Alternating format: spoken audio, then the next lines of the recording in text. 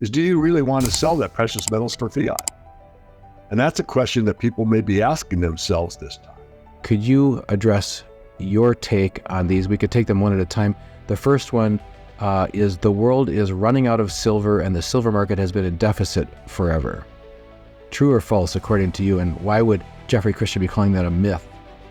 Well, it's more nuanced than true or false, but if you look at Jeff's work, and I think it was a silver survey, I'm going to guess 5 years ago, he had a nice graphic in there. It showed that from recorded history, there's been 60 million ounces of silver that's been mined. And if you look at how much is above ground and available to the market, it's far less than that. So you can make that argument that there's been a deficit. We mine that much, how come we don't have 60 million ounces? Now the physicists will tell you it still exists because it's in a landfill, but it doesn't exist for practical purposes. I think the best way to look at the deficit is what's happening to the above ground stock price. So I don't think even Jeff can argue this one. If you look at the 1990 amount of investment grade silver above ground, it's 2 billion ounces. We were in a deficit from 1990 to 2005, but for those 15 years, we actually ate up 100 million ounces on an annual basis average. So we got from 2 billion ounces to 500 million ounces. So we ate up 1.5 billion ounces. The only way you can supply and demand always equals.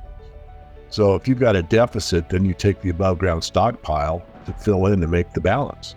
So you take the above ground stockpile to feed whatever the requirement is, be it investment demand or industrial demand or jewelry demand or silverware. From 2005-06 until present day, the above ground stockpile of silver has been increasing. So from that perspective, we've seen an increase in above ground stockpile. So are we in a deficit or are we not?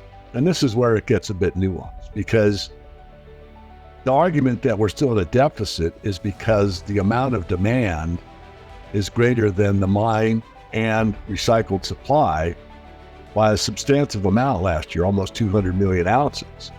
But where is that silver? And that's in investors' hands. And I don't think anyone should have a problem with that concept. I always like to flip it over and ask the same thing about gold. I mean, the gold to silver ratio is 7-1 right now in the ground. The natural ratio back in the year 1300 is about 12-1. So we're certainly mining silver out at a rate that's depleting what the amount left is. So gold is, every ounce of gold is pretty much there. You know, I mean, it's either in jewelry or in a coin or in a bar. Some of it's been lost, but nothing like the silver market that really does consume part of it. So if you think the argument that silver is still building a stockpile invalidates it as a store of wealth, then you better look at the same question applied to gold. Because if you applied that to gold and say, well, gold's always increasing. So what's the reason for holding it? And the last thing, and I know you're almost sick of me saying it again, but all markets move with margin. It's not how much gold's above ground or how much silver is above ground, it's what's the float. If everybody that owns silver is unwilling to sell it up until $30 an ounce, then somebody that goes in the coin shop and buys 2 coins is going to move the price. Now that's an extreme example of what I'm doing as a thought experiment, because that's basically how markets work. And this is where you get into these parabolic moves, because most people are taught incorrectly to buy low and sell high, and that does apply at times. But especially in the futures of commodities markets, you want to buy high and sell higher. Because when you have silver at, let's say, 30 and no one wants to sell until then, this is just a thought experiment. I know people are selling it today. But they hold it, there's no supply. So the price has to be bid up to free some into the marketplace. Well, when you get a new high, what do? Psychologically, you hold on to it. You don't want to sell. Why? Because you're at a new high. You don't know how high it's going to go. So if it's at 30, and that's a new high, which it wouldn't be in the long-term chart, but let's say in the last 10 years or so, you're going to hold it. So that means in order for it to make a move and no one wants to sell, it's got to be bid higher to 33 or whatever. You might get some sales. And this is why I get these parabolic moves, because everyone wants to know how high is high and to hold until it gets to a level that someone says, oh man, that's enough. It's gone from 30 to 60 in 2 months. Are you kidding me? I'm out. And the problem with that is this time, and this is where I messed up the first time in 1980 because I was overeducated. That's what all my excuse is do you really want to sell that precious metals for fiat? And that's a question that people may be asking themselves this time. I asked myself that question in 1980 and I said, I'm not so sure I want it. I want the paper. Wrong. The best thing you could have done in January 1980 was to sell your gold, buy the long-dated treasuries, long bond, get 17% interest, hold it for almost 40 years, which is the most major market in bonds ever, collected a coupon of 17%. And see the bond value increase. So I certainly will admit I was wrong in that instance. But that doesn't mean that this next time around, when we've got vastly more paper chasing a fixed supply of goods and services, that people really will want to exchange their metal for fiat. Now, what I think is going to happen, at least in some of the instances, is direct exchange. I will give you, 100 ounces for your used Chevy, or I'll give you 2,000 ounces for your barn, stuff like that. I don't want to go too deep. You get the idea, where you use the money directly for the exchange rather than using fiat as an intermediary. So the metal trumps currency. And that has happened in the past. We have another question along the same lines, and this is another one that was proposed as a myth by Jeffrey Christian. That is that the gold and silver prices are suppressed. Yeah, that one Jeff and I disagree on. And, Jeff and I have known each other 20 years. In fact, I had Jeff on a channel called the Free Market News Network way back before there was YouTube. That business failed. It just cost too much to get our own servers and stream videos. That's when video streaming was like brand new. No one knew how to do it. Anyway, I digress. So, if you read my book, The Silver Manifesto, I go through the Sharpe's ratio, why it's almost impossible to not show the markets manipulated. Gad has done great work showing that the London close and the New York open has a propensity to be a certain way, and that's impossible on random. And then you have all these lawsuits where most of the parties haven't admitted guilt. They paid these big fines because of spoofing the market. So I just disagree. Has it been suppressed every day? No, but it certainly has been managed for a very long time. I mean, this book behind me by Sutton, he talks about gold. And, I've done a mastermind series, forget the gentleman's name. He's actually more or less in my neighborhood. He came to me at one of the conferences and showed me the gold chart. He says, this isn't a random walk. There's only one way you can get a chart like this, and that's with manipulation.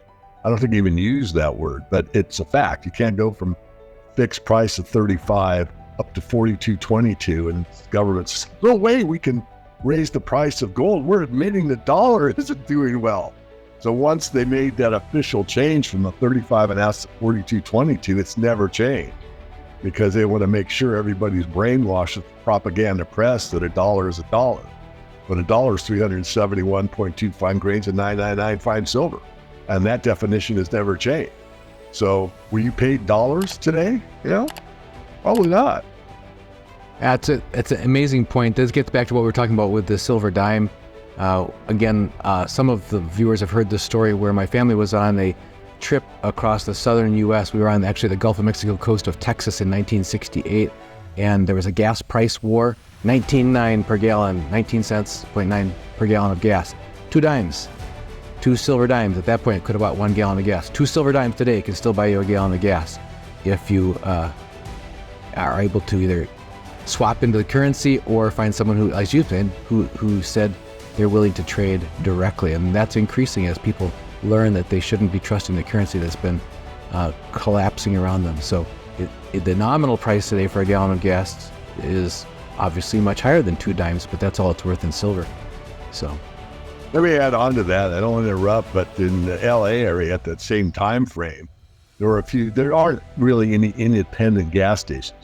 They're all owned by conglomerates. But in the day that you're referring to, there were some independent owners, and there was a couple in LA that had a line like these pumps are for silver only. So if you're paying in silver, that's your pump. Pay, pay on demand, And that's the other thing that people ask me, and we've talked about this with some of the guests. I'd like to hear your thought on it. When it's always newbies, people who've never purchased precious metals before, but they're getting the advice from their family or advice from their friends, or they're just hearing more about it, so they're starting to look into it. And one of the questions that's a tip-off is when they say, okay, so I can buy it today, but how can I get rid of it? How do I get rid of it when the time comes? And you talked about certain extreme market conditions where there may be a reason to swap into something else that's real. But what's your take on that, the psychology behind that question of how do I get rid of precious metals when the time comes?